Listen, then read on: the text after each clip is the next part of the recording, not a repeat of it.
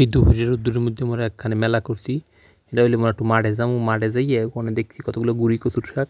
হ্যাঁ এবার কতগুলো চিউন লতি হয়েছে। এখন মগো এক আত্মীয় হইতেছে ডাকাত দেখে কইছে যে ওই কোনো ডাকাবি মোটা মোটা হ্যান্ডেলের না লতি খাইতে খাইতে মুই আর মোটা লতি খাম না, মোর দিকে চিউন লতি উড়েই তুইস মনু।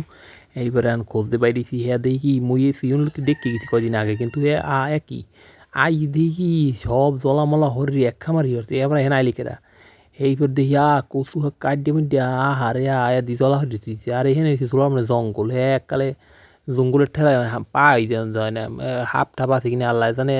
কয়েকটা জোকও দেখলাম খারাই দিয়েছে। তাই হোক এবারে হেনে এলে মেহেন্দি ওর ওই সে মালতি মুলতি হাক আর ঘাস মাস এখানে আবার ই নেই। এইবার কী করবো, আলু হোক আসলে সামনে সেই আলু হোক দোকানে এলাম।